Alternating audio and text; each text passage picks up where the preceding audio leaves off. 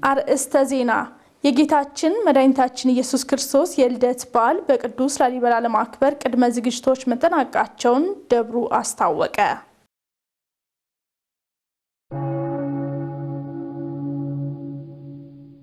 ማህበረ ቅዱሳን በከፍተኛ ማህበራዊ ቀውስ ውስጥ ለሚገኙ በርካታ ዜጎች ድጋፍ ማድረጉን ገለጸ።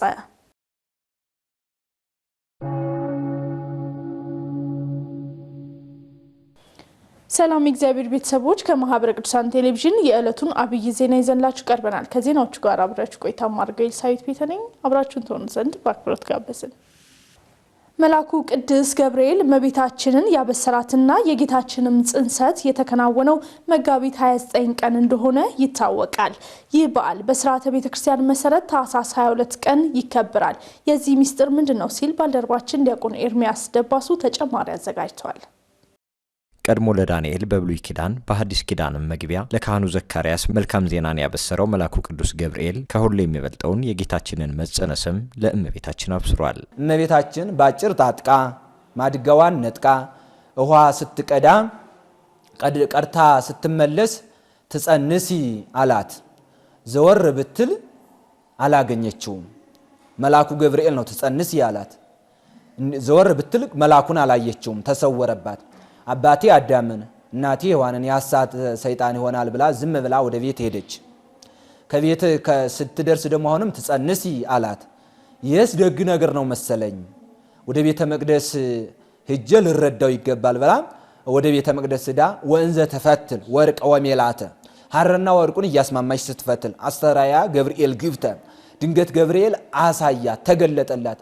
ኢትፍሪ ኦ ማርያም ኢትፍሪ እስመረከብኪ ሞገስ በኀበ እግዚአብሔር ማርያም ሆይ አትፍሪ በእግዚአብሔር ዘንድ ባለሟልነትን አግኝተሻልና እነሆ ትጸንሻለሽ ወንድ ልጅም ትወልጃለሽ ስሙንም ኢየሱስ ትይዋለሽ ብሎ ነገራት። መልአኩ ቅዱስ ገብርኤል እመቤታችንን ያበሰረበትና የጌታችንን ጽንሰት የተከናወነበት መጋቢት 29 ቀን በዕለተ እሁድ እንደሆነ የገለጹት መጋቤ ሐዲስ ልዑል ቢራራ በሥርዓተ አበው መሰረት ታኅሳስ 22 ቀን እንደሚከበርም ገልጸዋል። የእመቤታችን ብስራት መጋቢት 29 ቀን ነው። ወደ ታኅሳስ 22 የመጣበት ብስራት ደቅሲዮስ የሚባል ገናና ደግ ሊቀ ጳጳስ ስለነበረ እግዚአብሔር ተገልጦ የሷን በዓል መታሰቢያ የሆነው ዘንድ ከፍቅሯ ብዛት የተነሳ እሷን ከመውደዱ የተነሳ አብሮ ከበዓሉ ጋር እንዲታሰብ በማድረጉ እመቤታችንም በሰው እጅ ያልተሰራ ወንበር ሰማያዊ ልብስ ለቅዱስ ደቅሲዮስ አምጥታለታለች ማለት ነው። ልደቱን ከማክበር አስቀድሞ ጽንሰቱን ማክበር ተገቢ መሆኑን ያነሱት የመጻሕፍት ሐዲሳትና የአቋቋም መምህሩ መጋቤ ሐዲስ ለአዳም የተሰጠው ተስፋ የሚፈጸምበት የድህነት መጀመሪያ እንደሆነችም ገልጸዋል። እመቤታችን ይኩነኒ ብላ የመልአኩን ቃል ሰምታ እስመ አልቦ ነገር ዘይሳነው ለእግዚአብሔር ካላት በኋላ እንደ ቃል ይደረግልኝ እኔ ለእግዚአብሔር ባሪያው ነኝ ስትል ድነት ተወጠነ። የመጀመሪያው ድነት ተወጠነ። ዋህድ ቃል እግዚአብሔር በማህፀኗ ሲያድር ለአዳም ልጅ ለጥንታዊው አዳም ከዚያም ለዘሮቹ ለአብርሃም ወለዘሩ እስከ ለዓለም ለአብርሃም ለዘሮቹ ሁሉ ድነት ተወጠነ። በሐሙስ ዕለት ወበመርፈቃ ዕለት ተወለድም ወለተወለትከ ብሎ የነገረው ቃል እንደደረሰ የሚያጠይቅ እና ለአዳም ልጅ ሁሉ ድነት የተመሰረተበት ድነት የተጀመረበት የድነት መስመር የድነት መጀመሪያ ነው ማለት ነው። የጌታችን የመድኃኒታችን የኢየሱስ ክርስቶስ የልደት በዓል በቅዱስ ላሊበላ ለማክበር ቅድመ ዝግጅቶች መጠናቀቃቸውን ደብሩ አስታወቀ። እንግዶችም ከበዓሉ አስቀድሞ በመግባት ላይ እንደሚገኙ ተገልጿል። አሁን ገብረ ኪዳን ተጨማሪ አለው።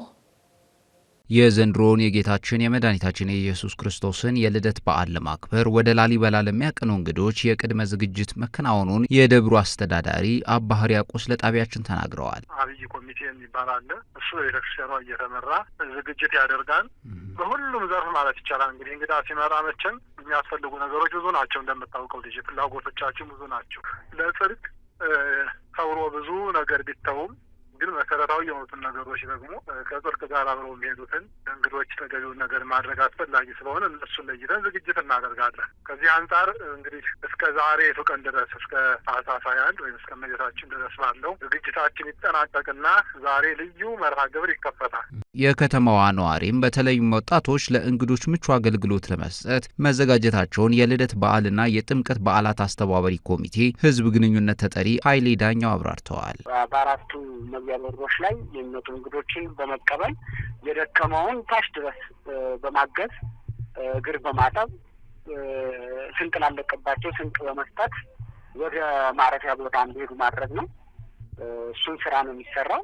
አገልጋዮቹ በስተመጨረሻም በዓሉን ለመታደም ለሚመጡ እንግዶች ተከታዩን መልእክት አስተላልፈዋል። እንደው የሁላችን ተስፋ የተፈጸመበት የሰው ልጅ ነጻነቱ ግዕዛኑ ይሰጠው ዘንድ እርቅ ተጀመረ ተብሎ በመላእክት የተሰበከው በቤተልሔም ግርግም ዋሻ ጌታችን ኢየሱስ ክርስቶስ የተወለደበትም ቀን ነው እና እንደዚህ ድርብርብ በዓላት ስለሆኑ እንደተለመደው በዚህ ቦታ ተገኝተው ቃል ኪዳኑን ተካፋይ የቃል ኪዳኑ ተካፋይ እንዲሆኑ ጥሪያችንን በእግዚአብሔር ስም እናስተላልፋለን።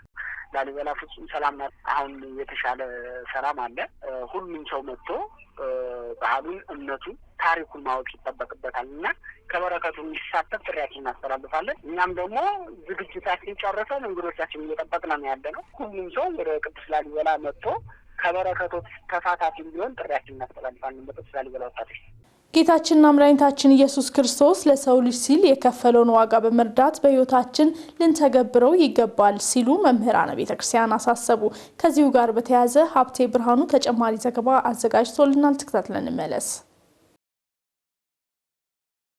ጌታችን መድኃኒታችን ኢየሱስ ክርስቶስ የተወለደበትና ዓለምን ያዳነበት ምስጢር ከምስጢራት ሁሉ በላይ ነው። በልደቱ በሰውና በእግዚአብሔር መካከል እርቅ የተፈጸመበት፣ የእባብ ራስ የተቀጠቀጠበት፣ ሰውና መላእክት በጋራ ለእግዚአብሔር ምስጋና ያቀረቡበት ነው። ሰባኪ ወንጌል የሆኑት መምህር ፍስሐ ተስፋዬ ከጣቢያችን ጋር በነበራቸው ቆይታ ከሌሎቹ በተጨማሪ የኩነኔ ዘመን የነበረው ዓመተ ፍዳ ወደ ዓመተ ምሕረት የተቀየረበት ነው ብለዋል። ዓመተ ምሕረት ብለን የምንጠራው ወይም ቤተክርስቲያናችን የሰየመችው የክብር ባለቤት ጌታችን መድኃኒታችን ኢየሱስ ክርስቶስ ከሰማየ ሰማያት ወርዶ ከድንግል ማርያም ተወልዶ በስጋ የተገለጠበትን ከዛ ቀን ጀምሮ ያለው ዘመን እስከ ዓለም ፍጻሜ ድረስ ያለው ዓመተ ምሕረት ይባላል። ክርስቶስ ተወለደ። ስለዚህ የምሕረት ተባለ። ለምን የምሕረት ተባለ? ከዛ በፊት ምሕረት አልነበረም። የፍዳ የኩነኔ እግዚአብሔርን የማስቀየም ዘመን ነበረ። አክለውም በክርስቶስ ልደት ምክንያት በዘመን አቆጣጠር ውስጥ የለውጥ ሂደት መታየቱን ተናግረዋል። ዓመተ ፍዳ ዓለም ከተፈጠረበት አንስቶ እስከ ክርስቶስ መወለድ ድረስ ያለው ዘመን ዓመተ ፍዳ እንለዋለን። ዲያብሎስ የሰው ልጅ አሳስቶ ከነበረበት ዘመን የሰው ልጅ ደግሞ በእውነተኛው ክርስቶስ በዳግማዊ አዳም መወለድ ምክንያት ያ ዓመት ተሻረ ማለት ነው። ክርስቶስ ከተወለደ ጀምሮ ደግሞ እስከ መጨረሻው ዘመን ያለው ዓመተ ምሕረት ይባላል። ሶስተኛውና የመጨረሻው ዓመተ ዓለም ነው። ዓመተ ዓለም የሁለቱ ድምር ውጤት ነው። የዓመተ ፍዳና የዓመተ ኩነኔ አጠቃላይ እነዚህን የያዘው ዓመተ ዓለም ይባላል።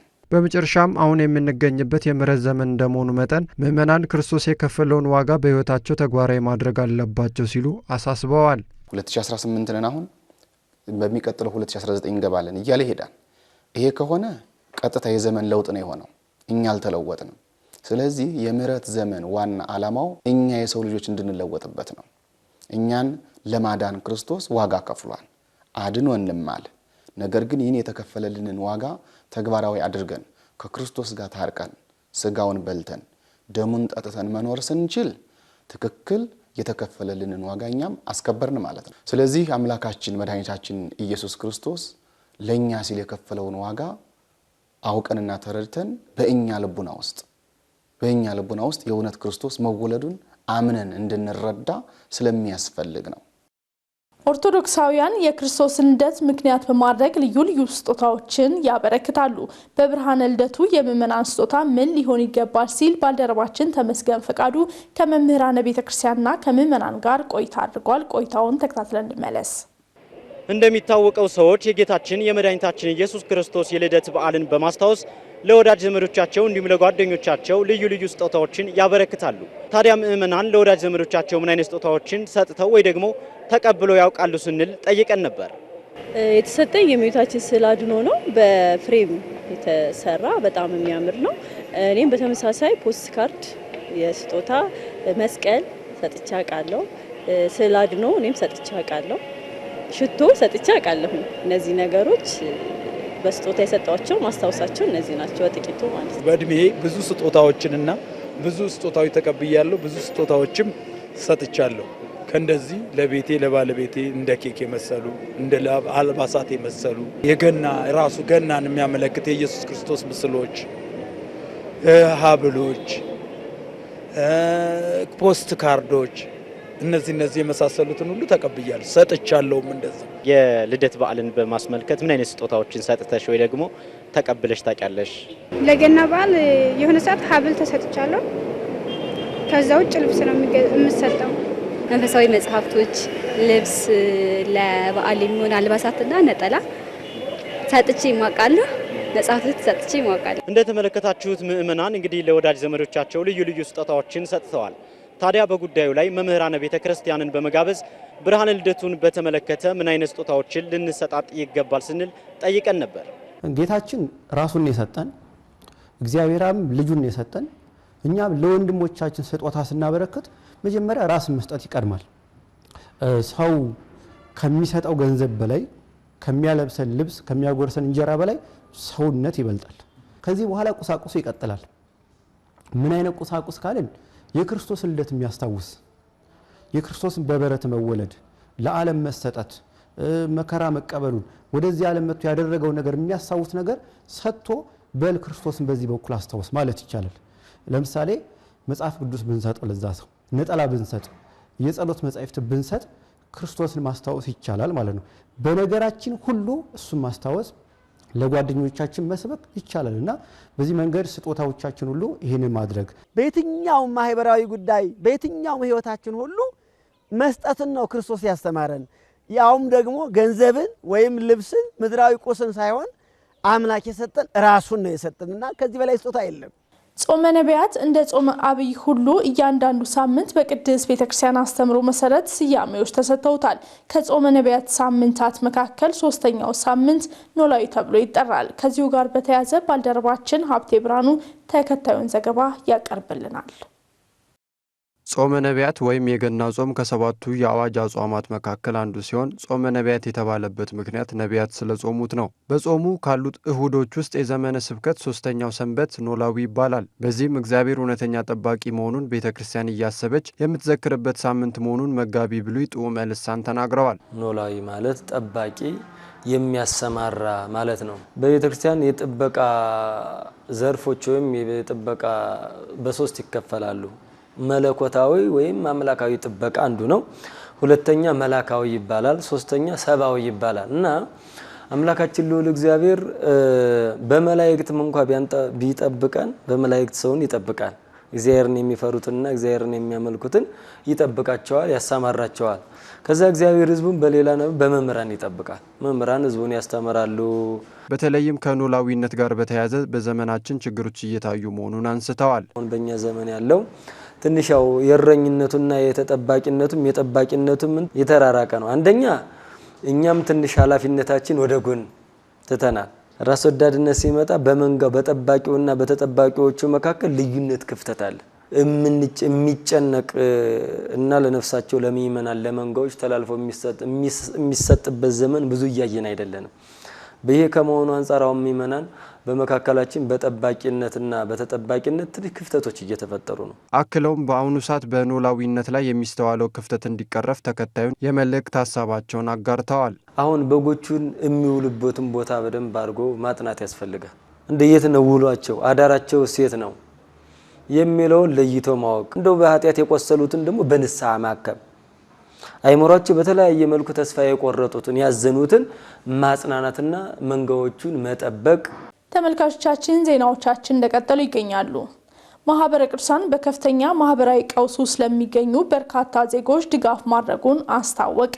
በሀገራችን በተለያዩ አካባቢዎች በተከሰተው ቀውስ ቤተክርስቲያን፣ ማህበራትና የሚመለከታቸው አካላት ተናበው መስራት እንደሚገባቸውም ተመላክተዋል ሲል ናኦም ገብረኪዳን ተጨማሪ ዘገባ አሰናድተዋል።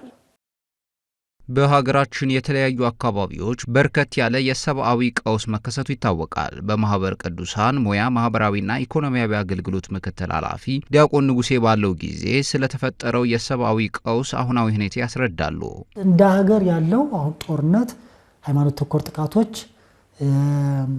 መፈናቀሎች እነዚህ ሁሉ ተደማምረው ሰው ሰራሽ ተፈጥሯዊ ሁኔታዎችም እየፈጠራቸው ብዙ ነው ያሉት። አሁን ይሄ ማለት ብዙ ጊዜ እንደው የተሻለ መረጃ የሚገኝባቸውና ሚዲያዎችን በቀላሉ የሚናገሯቸው ነው። ከዛ ውጭ ግን በአጠቃላይ ባለው የኢኮኖሚ ክራይሲስ ደግሞ በየቤቱ ደግሞ ማህበራዊ ድጋፍ የሚፈልግ በሴፍቲኔት የሚኖር ድጋፍ የሚፈልገው ደግሞ ሳይቆጠር ማለት ነው። ቀውሱ በዜጎች ላይ ያስከተለው ጫና ከፍተኛ ነው የሚሉት ኃላፊው ማህበረ ቅዱሳን በሰብአዊ ቀውስ ውስጥ ለሚገኙ በርካታ ዜጎች ያደረገውን ድጋፍ ያብራራሉ። ጎንደር አዘዞ ቅድም እንዳነሳሁት 2017 16 በተደጋጋሚ ሄደናል። ሰቆጣ ከተማ ብቻ ሳይሆን በድርቁ ምክንያት ሳህላ ሰየምት የሚባል ወረዳ ሄደናል። አበርገሌ ሄደናል። ዝቋላ የሚባል ቦታ ሄደናል። ወረዳዎች ናቸው እነዚህ በዚህ ድርቁ በነበረው ሰዓት ማለት ነው። እንዲሁ ሰሜን ጎንደር ጠለምት ሄደናል። በድርቅ በነበረ ጊዜ ደባርቅ ሄደናል። ትግራይ አክሱም ሄደናል። ሽሬ ድጋፍ አድርገናል። አክሱም አድርገናል። መቀሌ ኳ የሚባል ተፈናቃይ ጣቢያ እሱ ላይም ድጋፍ አድርገናል። አምናም ታቻምናም በተደጋጋሚ አሁንም ደግሞ ቀጣይ ደግሞ የሚደረግባቸው ቦታዎችም ይኖራሉ ማለት ነው። የደቡቡን ቅድም አንስቻለሁ። ደቡቡም ሁለቴ ነው በናጸማ የሚባለው ቦታ ኦሞራቴ በናጸማ አምናም ሄደናል። ታቻምናም ሄደናል 2016 17። ስለዚህ ኦልሞስት ሁሉም ጋር ሄደናል። ያልሄድንባቸው ቦታዎች የሉ። እንደ ሀገር የገጠመንን የሰብአዊ ቀውስ ለመቅረፍ በቀጣይ ምን ታስባል ብለን ላነሳ ነው ጥያቄ ዲያቆን ንጉሴ ምላሽ አላቸው። ችግሩ ከምንለው በላይ ነው ማለት ለመናገር ማለት ነው። እኛ የአንድ ወቅት እናረጋውና ሆ ብለን በዛው ይረሳል። በጣም ከባድ ነው። ስንት ነገር ሰው እኮ አሁን ባለው ሁኔታ እኮ ቤታችን እንኳን እየኖርን እኮ ሰው ኑሮውን መቋቋም አልቻለም። ያለውን ችግር መቋቋም አልቻለም። እንኳን ተፈናቃይ ሲኮን ማለት ነውና ችግሩ ከዚህ በላይ ነው። ለዘላቂው መፍትሄና ዘላቂ ለሆነው የመልሶ ማቋቋም ዘላቂ የሆነው ድጋፍ ላይ ሰው መረባረብ ቢችል የሚመለከታቸው አካላት እዛ ላይ ቢያስቡ ማለት ነው ፈልጉ። የስብከተ ወንጌል አገልግሎት በገጠርቱ ቤተክርስቲያን ለማስፋፋት እየሰራ መሆኑን የጎንደር ማዕከል አስታወቀ። ማዕከሉ ለአገልግሎቱ መሳለጥ ይረዳው ዘንድ በተለያዩ የገጠርቱ ቤተክርስቲያን የሚያገለግሉ መምህራንን ማሰልጠኑንም ገልጿል። በማህበረ ቅዱሳን የጎንደር ማዕከል ሚዲያ ክፍል የላከልን ዘገባ ዲያቆን ኤርሚያስ ደባሱ። በማህበረ ቅዱሳን የጎንደር ማዕከል ከጎንደር ከተማና ከተለያዩ የገጠርቱ ቤተክርስቲያን ለሚገኙ 48 ካህናት የስብከተ ወንጌል ኃላፊዎችና የሰንበት ትምህርት ቤት መምህራን የደረጃ 2 ሰባክያነ ወንጌል ስልጠና መስጠቱ ይታወሳል። በዚህ ስልጠና የተሳተፉ መምህራን የስብከተ ወንጌል ተደራሽነት በገጠርቱ ቤተክርስቲያን አሁን ላይ ያለበትን ሁኔታ እንዲህ ያብራራሉ። ብዙ ጊዜ ያው ገጠር እንደመሆኑ መጠን ቤተክርስቲያን ሲመጣ ነው ስብከተ ወንጌል የሚሰጠው ቤተክርስቲያን ላይ ብቻ ነው። ሌላ መሰባሰቢያ ቦታ ስለሌለ መልካም ነው። በእኛ አካባቢ ያለው እንግዲህ ስብከተ ወንጌል አገልግሎት የስብከተ ወንጌል የማነስ አለ። አሁን በዚያ በወረዳው ከ23 ያላነሰ ቤተክርስቲያን አለ። ግን ለ23ቱ ቤተክርስቲያን ያለ ነው 2 መምህራን ብቻ ነን። አንድ በወረዳው አለ፣ እኔ ያለው ሁለታችን ነን። እንግዲህ ከ23ቱ ቤተክርስቲያን በክብረ በዓል ሰዓት በንግስ በዓላት ካልሆነ እሁድ ሳምንት አይደርሳቸውም እና ከዚህ አንፃር በጣም የስብከተ ወንጌል የወንጌል አገልግሎት እየተሰጠ ነው ብሎ ለማውራት ይከብዳል፣ ከራሴ ጀምሮ ማለት ነውና ይሄ የአገልግሎት ማነስ በጣም በሚለው እንግዲህ ለ23 ቤተክርስቲያን 2 መምህራን ማለት በዚህ ትረዱኛላችሁ ብዬ አስባለሁ። በመሆኑም ይህንን ችግር ለመፍታት በጫማ ማስዋብ በረዳትነትና በልዩ ልዩ ስራ ዘርፎች ላይ ለተሰማሩ ምእመናንም ስብከተ ወንጌልን ማዳረስ እንደሚገባ በስልጠናው የተገነዘቡት ሰልጣኞቹ በቀጣይ በትኩረት እንደሚሰሩም ገልጸዋል። ሰው በጣም ስብከተ ወንጌል መስማት ይፈልጋል። ብዙ አባቶቻችን እናቶቻችን በየዋህ በሕገ ልቦና ነው ያሉት። ከዓመት አንድ ጊዜም የመንገድ ከሰላሙ ጉዳይ አስፈሪ የሆነው ከዓመት አንድ ጊዜ ማነድባቸው አለን ሰምተው የሚያውቁ ማለት ነው። ልዩ ትኩረት ተሰጥቶ ለሰንበት ትምህርት ቤት ልዩ ትኩረት ተሰጥቶ ሰበካ ጉባኤውም ልዩ ትኩረት ለሰንበት ትምህርት ቤት ልዩ ትኩረት ተሰጥቶ ህታች ልጆቻችን መማር መቻል አለባቸው። ይሄ ብቻ ሳይሆን አብነት ትምህርት ቤቱ ዝም ብሎ ለጸሎት የሚሆነውን የሚማረው ለጸሎት ነው ሸምድዶ ሀልወተ እግዚአብሔር ማወቅ አለማወቅ ህታች መሰረት እያያዘ እስካልመጣ ድረስ እዛ ላይ ስራ መስራት መቻል እንዳለብን ይሰማኛል ማለት ነው። ተመልካቾቻችን በዛሬው ዕለት ታስበው ከሚውሉት ቅዱሳን መካከል ቅዱስ ደቅስዮስን የተመለከተ አጭር ታሪክ ወደ እናንተ ይቀርባል። እሱን ተከታትለን ተመልሰን እንገናኝ።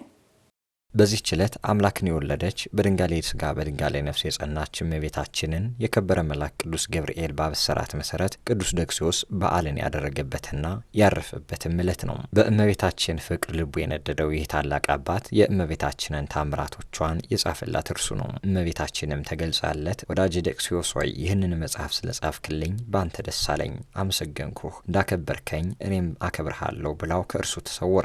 ቅዱስ ደክሲዮስም እመቤታችንን ከመውደዱ የተነሳ ፈጽሞ ደስ ተሰኘም። የእርሷንም ክብር አብዝቶ ይጨምርላት ዘንድ ምን እንደሚያደርግ የሚሰራውን ያስብ ጀመር። ከዚህም በኋላ በዚያን ጊዜ ጾም ስለነበር ሰዎች አስቀድመው ሊያከብሩት ያልቻላቸውን መልአኩ ቅዱስ ገብርኤል ባበሰራት ቀን በዓሏን አከበረም። በዚህም ጊዜ እመቤታችን በእጇ የከበረ ልብስ ይዛ ዳግመኛ ለቅዱስ ደክሲዮስ ተገለጸችለት። እርሷንም ይለብስ ዘንድ በላይዋ የሚቀመጥ ዘንድ ወንበርም አመጣችለት። ከሰው ወገን አንድስ እንኳን ይህችን ልብስ ሊለብሳት በዚህችም ወንበር ላይ ሊቀመጥ የሚቻለው የለም። ይህን ነገርን የሚተላለፍ ቢኖር እኔ በቀለዋለሁ ብላውም ሰማያዊ ልብስና ሰማያዊ ወንበር ሰጠው ተሰውራለች። ከዚህም በኋላ ቅዱስ ደክሲዮስ በዚሁ በዓለ ብስራትን ባከበረበት ዕለት ታኅሳስ 22 ቀን ካረፈ በኋላ አንድ ሌላ ኤጲስቆጶስ በተሾመ ጊዜ እመቤታችን ለቅዱስ ደክሲዮስ የሰጠችውን ልብስ ለበሰም፣ በወንበሩም ላይ ተቀመጠም። ይህም ኤጲስቆጶስ ደክሲዮስም ሰው እኔም ሰው እርሱም ኤጲስቆጶስ እኔም ኤጲስቆጶስ ብሎ በትዕቢት ተናገረም። በወንበሩም ላይ እንደተቀመጠ ወድቆ ሞተም።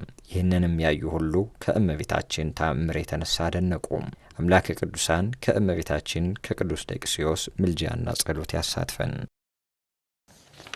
ተመልካቾቻችን ለዕለቱ ያዝነው አብይ ዜና የተከታተላችሁትን ይመስል ነበር። ከቀሪ መርሃ ግብሮች ጋር አብራችሁን ትሆኑ ዘንድ በአክብሮት ጋበዝን።